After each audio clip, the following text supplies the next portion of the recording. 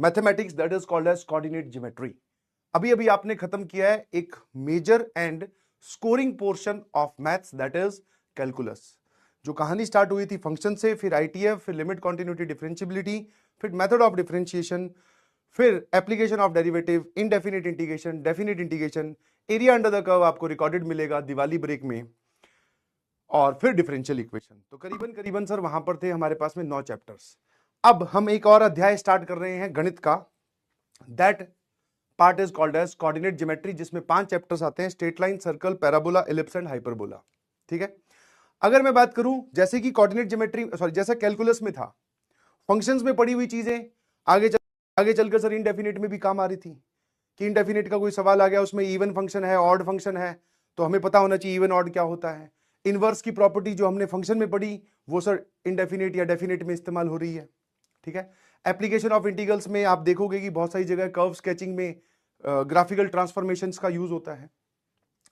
तो वैसे ही ये वाले चैप्टर्स आप बोल सकते हो कि कुछ पार्ट आपस में डिपेंड करता है। स्ट्रेट लाइन का कुछ पार्ट सर्कल में यूज होगा, सर्कल का कुछ पार्ट पैराबोला में यूज होगा, या मिक्सचर ऑफ क्वेश्चंस आपको दिख सकते हैं। ठीक है ना? ठीक है, मिक्सचर ऑफ क्वेश्चंस दिख सकते हैं। समझ पा रहे हो कि नहीं समझ पा रहे हो? और आपस में डिपेंडेंट, कुछ पार्ट डिपेंडेंट है, कुछ पार्ट इंडिपेंडेंट भी है। क्योंकि मान लो एक सवाल बनाया जिसमें उसने बोला कि सर्कल है और साथ में एक स्ट्रेट लाइन की बात कर दी। ठीक है, तो अब स्ट्रेट लाइन की कॉन्सेप्ट भी पता होनी चाहिए। जो पार्ट हम इसमें पढ़ेंगे वो इसमें कहीं पर भी यूज हो सकता है।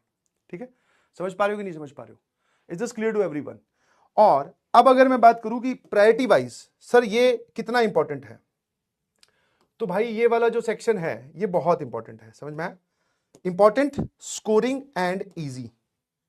क्योंकि आपने एक चीज देखा होगा कि जैसे कैलकुलस है, ये भी स्कोरिंग है, बट इसमें 9 चैप्टर्स हैं सर। ठीक है, आपको हर एक चैप्टर में पता होना चाहिए कि ये वाला सवाल आएगा तो ऐसे करना है। बहुत सारी चीजें हैं, वैसे इसमें भी बहुत सारी चीजें होंगी, बट अगर मैं nature of the coordinate geometry की बात करूं तो पहली चीज ये आसान होता है, दूसरा इंफॉर्मेशन बेस्ड होता है। जैसे ट्रिग्नोमेट्री है वो भी इंफॉर्मेशन बेस्ड है, आपको फॉर्मूला और रिजल्ट्स पता होनी चाहिए, बट सवाल में जाने के बाद में सर वहां पर सिंप्लीफिकेशन भी बहुत तगड़ी लग जाती है, तो इसलिए बच्चों को ट्रिग्नोमेट्री डिफिकल्ट लगती है।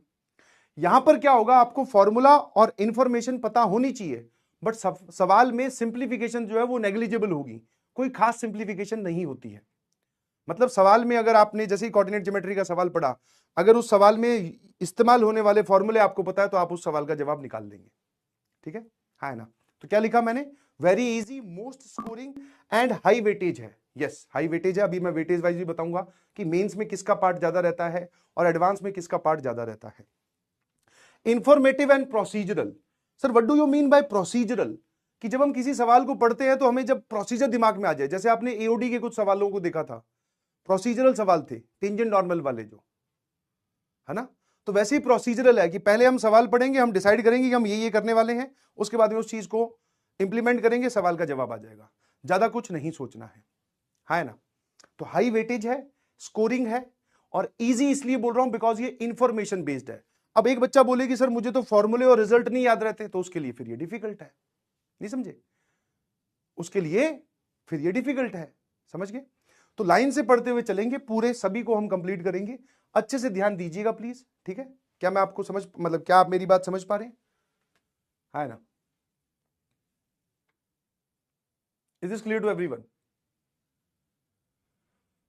हाँ, जो ये लिख रहा है इजी तो नहीं होता, बस बेटा तेरा एटीट्यूड ही तो है। समझ पा रहे हो नहीं समझ पा रहे हो? आप पहले से इमेज बना के चलते हो अपने दिमाग में कुछ, और उस इमेज को फिर पहले मैं डाइल्यूट करूं कि नहीं भाई आसान है।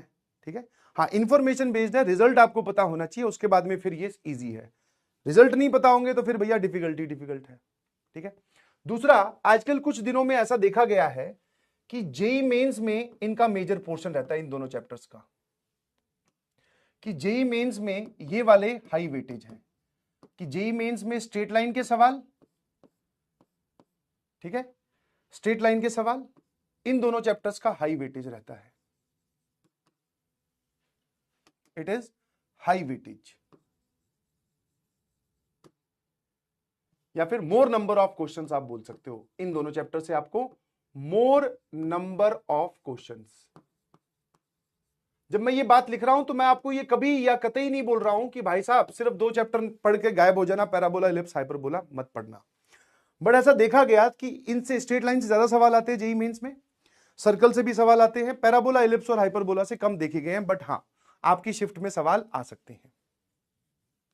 ठीक है, और वहीं अगर मैं बात करूं जेईई एडवांस में, तो स्ट्रेट लाइन से कम आते हैं, इनस में ज्यादा आते हैं। इसके लिए सर जेईई एडवांस में इनसे सवाल आते हैं। जेईई एडवांस में आप बोल सकते हो मल्टीपल करेक्ट या पैराग्राफ आपको मिलेगा, तो वो इलिप्स से हो सकता है, पैराबोला से हो सकता है, हाइपरबोला से हो सकता है ना। जेईई एडवांस में इसमें मोर नंबर ऑफ क्वेश्चंस आते हैं।